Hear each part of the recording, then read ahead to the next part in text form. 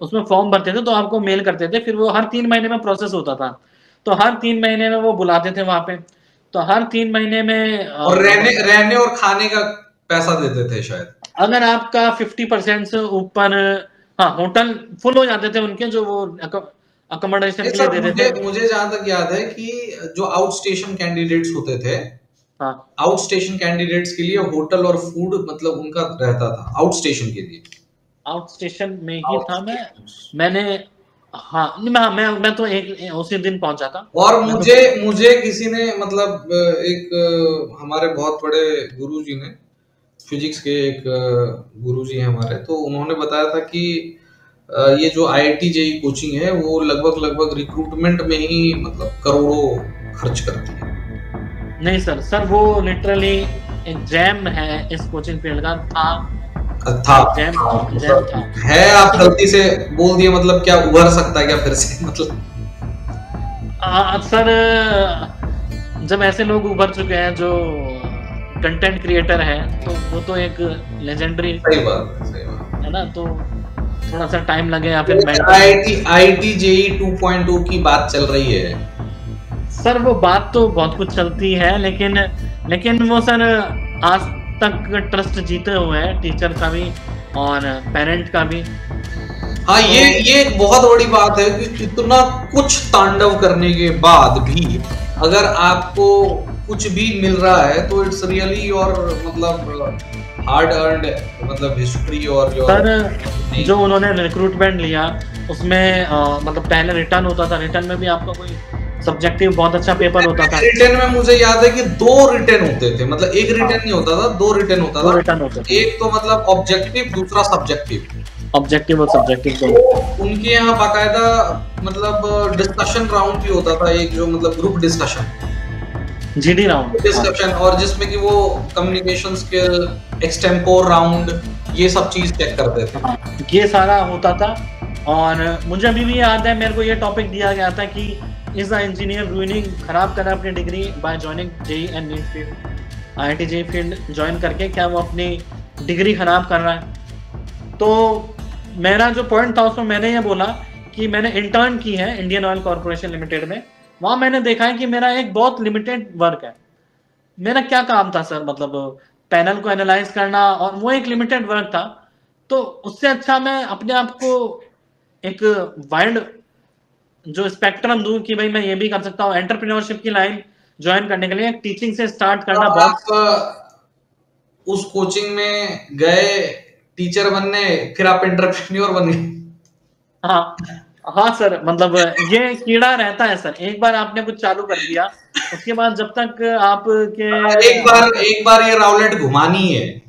हाँ, उसके बाद तो हर कोचिंग के बाद मैंने जहाँ भी नेशनल ब्रांड में काम किया है, जितने भी 3-4 साल काम करके मैंने एक बार खुद का कुछ ना कुछ बिजनेस ट्राई ही किया है। तो ये रहता है सर, मतलब मेरे पर जैसे एकदम कॉलेज में थोड़ा नाम था कि भाई कुछ करेंगे कुछ करेंगे। तो एक ये रहता ही है। अब साथ के दोस्त लोग जब फंडिंग उठाते हैं 80-80, 90-90 करोड़ की, तो आपको लगता है यार ये तो बड़ा सर, साथ के बैचमेट अच्छी खासी फंडिंग उठा रहे हैं। अच्छा, वो मतलब अच्छा इंडियन ऑयल वाले, अच्छा। एनआईटी जयपुर वाले, ओके। एनआईटी जयपुर वाले। तो एक लगता है ना कि यार हम कहीं पीछे नहीं है, माना हम 11वीं 12वीं पढ़ा रहे हैं, चाहे अच्छे लेवल पे पढ़ा रहे हो, लेकिन है सर 11th 12th ही ना, हम रिसर्च कर रहे हैं ना हम कुछ कर रहे हैं। लेकिन जो आपका माइंडसेट है, वो मेरा माइंडसेट ये है कि मेरे को टेक्निकल बिजनेस थोड़े से अच्छे लगते हैं। मैंने 2-3 ट्राई किए, वो मेरा ही है। मतलब मेरे को बहुत कम ऐसे लोग मिले मेरे को क्रिप्टो की बात कर रहे हैं क्या? क्रिप्टो नहीं सर, थोड़ा सा जैसे स्टार्टअप्स हो गए। जैसे मैंने एक 2015 में लिया था, एक सोशल मीडिया प्लेटफॉर्म बना, उसमें काफी सारे लोग जोड़े मैंने। मतलब एक उस टाइम पिंटरेस्ट जैसा था। तो मैंने, ये मेरा माइंडसेट है, मतलब मेरी जो सर्कल थी बेंगलोर में वो इस तरीके थी कि जो मेरे दोस्त लोग आईटी में काम कर रहे हैं, अमेजोन में काम कर रहे हैं, गूगल में काम कर रहे हैं, मेरा दोस्त फेसबुक में काम कर रहा है, उसके साथ मैंने मिलकर स्टार्टअप चलाया। तो वो लोग मेरे साथ जुड़े रहते हैं, वो हमेशा तैयार रहते हैं कि तू कुछ कर, हम आते हैं, तू कुछ कर, हम आते हैं, तो उस चीज़ की चिंता मत करें। अब वो मेरा दोस्त सब इंडिया के बाहर ही काम कर रहे हैं मोस्टली, पर वो हमेशा एक सपोर्ट रहता है कि तू कुछ कर है इसमें फील्ड में। तो मेरे पास एक तो स्किल भी है कि भाई मैं पढ़ाया भी हूँ और मेरे पास थोड़ी टेक्निकल नॉलेज भी है, तो उसको मैं अप्लाई करता रहता हूँ। वो मेरा है, वो मैंने बहुत कम देखा है इस फील्ड में सर। अपन इंजीनियर बहुत कम है, ज्यादातर लोग साइंस डिग्री के हैं। मतलब तो वो इस फील्ड में अब भी engineers they are on finger tips. हाँ सर, बाकी सब साइंस डिग्री के हैं, उनके लिए जेई पढ़ाना इतनी बड़ी बात है भाई। जेई तो मैं 12वीं में अगर मैं पढ़ रहा था तो मैं ही पढ़ा देता था, तो फिर मैंने क्या उखाड़ लिया? मैं अपनी बात करूं, फिर मैंने क्या उखाड़ लिया? अगर मैं आज भी जेई पढ़ा के एकदम प्राउड फील कर रहा हूं, तो फिर मेरे लिए तो ये मेरे पर्सनल वे में मेरे लिए कोई अचीवमेंट नहीं है। आज मैं अगर टॉप 10 में भी रैंक दे देता हूं, तो मैंने वही स्टूडेंट क्रिएट किया जो मैं पहले 2010 में था, मतलब वही किया। आप वो चीज से अपग्रेड, वो एज अ अब जैसे पहले आपका वो सोच वैसे रहा होगा, लेकिन अब जो है आप वैसे बच्चे क्रिएट कर रहे हैं, तो अपग्रेडेशन तो है ही सर अपने आप में। हाँ सर, अब वो बच्चों की थिंकिंग चेंज कर गए। बच्चे काफी इन्फ्लुएंस रहते हैं कि सर भी देखो कितनी सारी चीजें करते हैं, तो बच्चों के दिमाग में एक ही चीज हट जाती है, नौकरी करनी है, नौकरी बनानी है। मैं ये बच्चों को सिखाता हूँ, बच्चों नौकरी तो तुम कर लोगे, तुम जिस लेवल की पढ़ाई कर रहे हो, जिस लेवल की कर रहे हो, वो तो तुम कर ही लोगे, कोई सी भी कर लोगे। मतलब नौकरी जीवन में एक बार करनी चाहिए, उसके बाद फिर आपको अपना कुछ करना है। नौकरी आपके पास होनी चाहिए ताकि आपका बिजनेस फेल हो, आपका कोई आइडिया फेल हो, सेटअप फेल हो, तो आप एक बार जो है दिल टूटना चाहिए। एक बार दिल टूटना चाहिए सर। फेल होना जरूरी है, फेल होना जरूरी है। ये थोड़ा एडिटिंग में डिस्क्लेमर में डाल देंगे, फेल होना जरूरी, फेल होना जरूरी है। जो बच्चा 12वीं तक इवन जेई भी क्रैक किया है, उसके बाद भी वो कोचिंग फील्ड में आता है, वो एक बार तो सर फेलियर फेस ही करता है। सही बात। चाहे वो ऐसे डिलीवरी फेस करे कि भाई मेरे से डिलीवरी नहीं हो रही, मेरा कंटेंट अच्छा है लेकिन मेरे में एंथुसियाज्म नहीं आ रहा। सर कोई भी टीचर कितना भी अच्छा हो, जिंदगी में एक बार तो वो नो फेस करता ही है। सही बात। शुरुआत के फेज में हर कोई एक बार नो फेस करता है, तो वहां से उसको पता चलता नहीं यार अभी सीखना है, और सीखना कभी बंद नहीं होने वाला।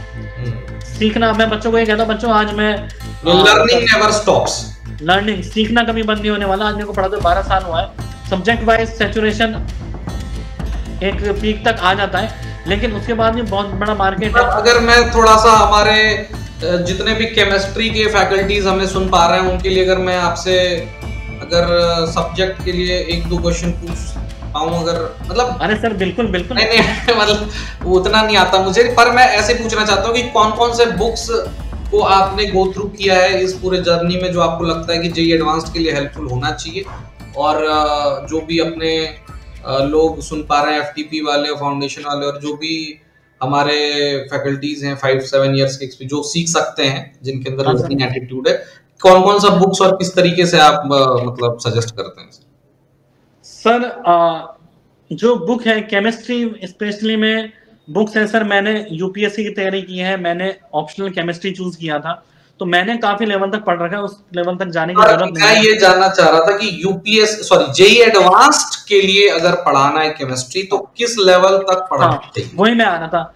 जैसे फिजिकल केमिस्ट्री की सर केएल कपूर आती है, जो हम लोग यूपीएससी में केमिस्ट्री में पढ़ते थे, पर फिजिकल केमिस्ट्री केएल कपूर के 5 वर्जन आते हैं, तो उतना जाने की जरूरत नहीं है। आप पीटर एटकिंस है, पीटर एटकिंस के कुछ कंसेप्ट है जो आपको फिजिकल केमिस्ट्री बता देंगे। बाकी सर बालाजी पब्लिकेशन की जो बुक है एन अवस्थी, वो सॉल्व करें, बालाजी पब्लिकेशन की बुक सॉल्व करें। और अगर आपको थ्योरी जाननी है तो थ्योरी के लिए जीआरबी की बुक है, जो मेंस लेवल तक करते हैं। एडवांस लेवल तक आप जाएंगे तो एन अवस्थी की बुक सॉल्व करें। और पीटर एटकिंस के कुछ कंसेप्ट अच्छे हैं, लेकिन आप सर ये है कि केमिस्ट्री में कोई भी ऐसी बुक अभी तक आई नहीं है जो पूरा की पूरा जेईई बनाते हैं। आपको केएल कपूर भी पढ़नी पड़ेगी, आपको पीटर एटकिंस भी पढ़ना पड़ेगा, अगर आपको प्रॉपर एडवांस की फैकल्टी बनना है।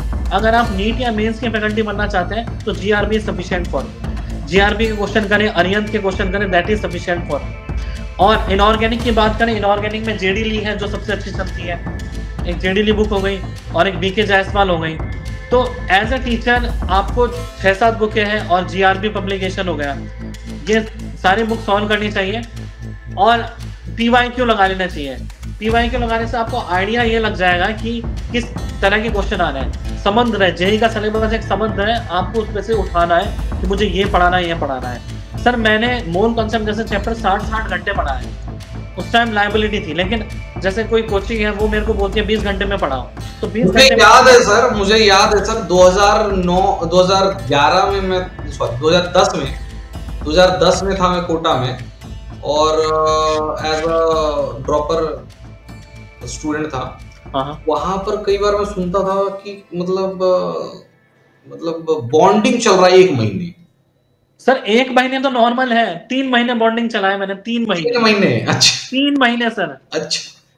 3 महीने, आप यकीन नहीं करेंगे सर। अच्छा। और थर्मोडायनेमिक्स चला है मैंने 65 आवर्स। ओह! ऐसा कहीं की जगह मेरे को छूट दी जाती है, तब तो मैं बच्चों को पीएचडी करवा देता हूँ एडवांस की बैच में सिर्फ। अच्छा, अच्छा।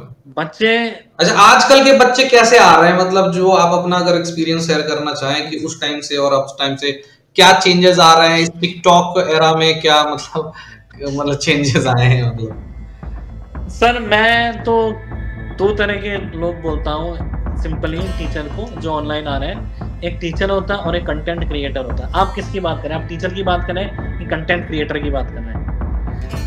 नहीं, आप दोनों को एक्सप्लेन कर दीजिए सर। हाँ, सर टीचर वाले भी ऑनलाइन हैं। वो जो बच्चों को कुछ सिखाते हैं, जो मोरल वैल्यू देते हैं, जो बच्चों को ये बताते हैं कि बच्चों ये करना चाहिए। मॉरल वैल्यू देखिए बहुत जरूरी है। अगर आप टीचर हो और आप एक मतलब एक फौज पढ़ा रहे हो, तो एक आप सोसाइटी बिल्ड कर रहे हो, एक आप नेशन बिल्ड कर रहे हो। तो जो आप कैरेक्टर इम्बाइब करेंगे अपने बच्चों में, चाहे आप ऑनेस्टी, हार्डवर्क इम्बाइब कर दें, या फिर आप उसे ये इम्बाइब कर दें कि बेटा तुम तो मतलब यूट्यूब ही करते रहो, जो मन करे वो करो। सर वो दूसरी कैटेगरी होगी। या फिर कुछ मैंने देखे कि सर वो पता नहीं कैसे करतूते कर रहे थे, कुछ आईसो मेरे स्टीरियो आईओ ऐसे सिखा रहे थे, ऐसा कुछ। सर वो तो फिर जो ऑनलाइन आते हैं स्पेसिफिकली, चलो वो तो टीचर है, लेकिन जो ऑनलाइन ही ये सब करते हैं वो कंटेंट क्रिएटर है। सर मैं उनको टीचर नहीं बोलता। जी। तो वो कंटेंट क्रिएट करके जो भी है रोजा गुजारा करें। लेकिन सर जो टीचर है वो बहुत अच्छी बात रही कि चलो कंटेंट क्रिएटर का भी रोजा गुजारा हो। चलिए मतलब इस तरीके से उदार दिल रखते हैं सर आप। हाँ, करो भाई, दुनिया है ना, हर किसी को चलाने का हक है, हर किसी को पैसे छापने का हक है। तो आप हर कोई अपनी कमाई मतलब अपने हिस्से का रोटी खाता है, करो। हर कोई खाता है, ठीक है, लेकिन फिर आप अपने आप को टीचर ना कहें। टीचर ना कहें, सही बात। फिर टीचर ना कहें, फिर आप कंटेंट क्रिएटर है। टीचर होना मुझे लगता है कि एक बहुत ही मतलब रिस्पॉन्सिबिलिटी का काम है, जिम्मेदारी का काम है कि आप अपने बच्चों में किस तरह के कैरेक्टर, किस तरीके के चीजों को इनकलकेट कर रहे हैं, आप उनको जो है सही विजुअलाइज कर रहे हैं या किसी और दिशा में ले जा रहे हैं। एंड मोरल वैल्यू बनना बहुत ज्यादा जरूरी है। एक बच्चा जो आईआईटी में पहुंचता है, एनआईटी में पहुंचता है, अच्छे कॉलेजेस में पहुंचता है, सर वहां डिस्ट्रैक्शन के इतने तरीके होते हैं कि नशे करके पढ़ा है, ये पढ़ा है। सर एक जो टीचर की मोरल रिस्पॉन्सिबिलिटी है बच्चे को सही रास्ते क्या बात कर रहे हैं बच्चे, मतलब ऐसे जगह पर जाकर के इस तरह के कार्य कर। सर क्या बात कर रहे हैं, सबसे ज्यादा तो वही करते हैं। अच्छा सर एनआईटीज आईआईटीज में एक डार्क साइड ये भी है सर। अच्छा। वहाँ ब्रिलियंट माइंड भी है, लेकिन डार्क साइड ये भी है। एम्स में भी ये सब होता है क्या? एम्स और ये सब? हाँ सर, एम्स वगैरह में भी होता है कि बच्चे ये सब मोरल वैल्यू खत्म हो जाती है। सर मतलब एक मोरल वैल्यू होती है कैसे भी करके मतलब कि अपने को आगे जाना है, आगे जाना है सर। अच्छा। ये सब बहुत मतलब एक दिमाग का लेवल हो जाता है, आप एक समझ आ जाती है। लेकिन सर दिमाग में इतना प्रेशर होता है, रिलीज करके जो आनंद मिलता है उनको, फिर वो उसी आनंद में अपनी जिंदगी गुजारने की सोचते हैं। ऐसे मैंने कई लोग देखे, आनंद हो जाते हैं, फिर वो आनंद से परमानंद। जो एनआईटी में मैंने देखे कि आप इतने ज्यादा मारिजुआना के एडिक्टेड हो चुके हैं कई लोग कि डिग्री ही नहीं निकल पा रही है। 6 साल हो गए, 7 साल हो गए, क्या बात है? आप भूल जाते हैं। अरे सर लीवर की बीमारियां हो रही है पी के। 7 साल में डिग्री नहीं हो पा रही थी एक सीनियर की। मैंने उनको एनएफटी दे दी गई, not fit for technical education, diploma जो भी उनका रहता है वो देके भेज दिया गया उनको। और कहीं मेरा फ्रेंड है, इसका लीवर खराब हो गया था पी के। तो ये डार्क साइड है सर। कैसी बातें कर रहे हैं सर आप? सर मैं आपको सच्चाई बता रहा हूँ, जो इस प्लेटफॉर्म पे बोल रहा हूँ, जो शायद कोई एक बताने में बचेगा, लेकिन मैं सच्चाई है तो सच्चाई है, ये सच्चाई है। नहीं सर, मैं आपको दिल से सलाम करता हूँ कि आपने मतलब you have chosen the courage to speak the truth. हाँ सर, ये होता है और इससे आपको इससे मैं अपने स्टूडेंट को कहता हूँ, बच्चों जिंदगी है, आज नहीं कल कंपटीशन, कंपनी में कंपटीशन, जब तक आप कमा रहे हो, जब तक आप दुनिया में हो, ये हमेशा रहेगा। लेकिन इसका मतलब ये नहीं है कि हम अपनी मोरल वैल्यूज भूल जाएं। सही बात, ठीक है। मैं बच्चों को ये सिखाने की कोशिश करता हूँ अपनी बैच में, और बच्चे काफी ज्यादा इन्फ्लुएंस रहते हैं कि सर इतना एक्सपीरियंस है, ये सब सिखाते हैं, है ना। ये आजकल के जमाने में तो लोग सिर्फ व्यूज बटोरने के चक्कर में, अपनी पब्लिसिटी के चक्कर में क्या क्या स्टंट कर रहे हैं। तो मैं कहता हूँ बच्चों वो स्टंट कर रहे हैं। अब वही मैंने 2 कैटेगरी तो दी एक है। तो सर ये व्यूज वाली बात है, और दूसरा मतलब व्यूज बटोरना है बच्चों से, और